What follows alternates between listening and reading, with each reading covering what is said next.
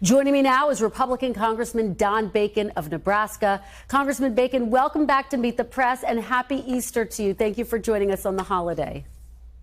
Thank you, Kristen, and happy Easter to you and all the folks listening today. It's a very special day for all Christians, but thank you. Well, we really appreciate your being here because I know it is a busy day as well. I want to start right there with aid for Ukraine, which I know you strongly support. And as I just mapped out, it hasn't been brought to the floor for a vote. So my question for you is, when Congress gets back from recess, how confident are you that this aid will be passed, and how's it going to happen, Congressman? Well, Speaker Johnson is an honest man. He truly walks his faith. He doesn't talk his faith. He walks his faith, shows it. He is committed to making this the top priority when we return back to Washington, D.C. Now, most of the Republicans that I work with, they want military aid. They're not as in support of all the humanitarian aid that was in the Senate bill. So myself and Brian Fitzpatrick from Pennsylvania, but also working with Democrats Jared Golden and Ed Case from Hawaii, we put a bill together that focuses on military aid, a $66 billion bill that provides military aid to Ukraine, Israel, and Taiwan. Also has some border security in that. We put this in as a discharge petition, and it gives the Speaker and the House to amend our package. So what I think we're going to do is get a bill that's focused on military aid, but I know the Speaker also wants to have like the Repo Act, where we repossess some Russian assets and help them pay for this.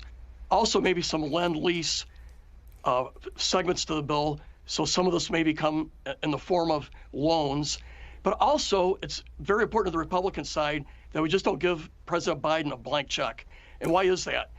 A lot of weapons that Ukraine needs, the president has not given them, like long-range ATACMS. He's been providing weapons that provide a stalemate in Ukraine. Why not give Ukraine the weapons that are higher tech, more capable, and it's to help them prevail on the battlefield? So we want to force the president's hand on the kinds of weapons that we will provide. But Congressman, as you know, President Biden's been asking for this funding, which would allow him and the U.S. to provide more weapons, more ATACMS for 7 months. The fact that this has been held up is part of the reason why they haven't gotten there. Is that not the case? And you mentioned the loan. That's something that Donald Trump supports. Do you think that's how this gets through a loan? I think there'll be segments to this funding that will be a loan.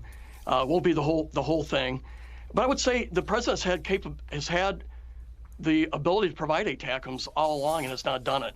So if we do this bill, and I think we will, there's enough support in the House to get this done. And I want to make sure that we have support in the Senate. I don't want to just do a ping pong where we send it back over to the Senate and they don't act. So this has got to be a bicameral, bipartisan solution. But we want to force the president's hand. But the Senate did send over a bill months ago, Congressman. The Senate did send over a bill months ago, and it got stalled in the House. Well, it didn't have a lot of bicameral support, at least on the Republican side. Why is that? You have about almost $30 billion in humanitarian aid, and there's not a lot of support for that amount of humanitarian aid going to Ukraine. We think the EU could do a lot more than humanitarian than they are. They just did a $50 billion humanitarian aid, and Germany's committed more. We think our role should be more military aid because that's what we're good at. And so I think I'm optimistic we're going to get this done in 2 weeks. I just want to ensure it's bicameral because I don't want to just send a bill over to the Senate and it doesn't go anywhere. So that's been my main concern. But I have a commitment for the Speaker and the Chairman of the Foreign Affairs Committee that we're going to put this on the floor and get a vote. Okay, well, that's significant. You have a commitment from him. You heard it here. Let me ask you about the Speaker of the House, because you know that some Republicans oppose him putting a Ukraine aid bill on the floor. Do you think he could lose his speakership over this, Congressman? It's possible. I'm not going to deny it. We have one or two people that are not team players. They'd rather enjoy the limelight, the social media. And the fact is, with a 1-seat majority, and we'll end up with a 3 or 4-seat majority after some special elections, but that's out of 435 people. It's a very narrow majority. And one or two people can make us a minority. And I'm of the view, you work with the team. I don't have to get 100%.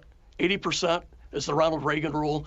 But we have some people that if they don't get 100%, they want to bring the House down. And it makes us dysfunctional. And so that's a possibility. I do think there'll be Democrats, though, who do not want to see this dysfunction. And I think they'll probably vote present or maybe not be there for a vote. But it is very likely that after this Ukraine bill, we may have a standoff with the Speaker. I hope the Speaker prevails. He's doing the right thing.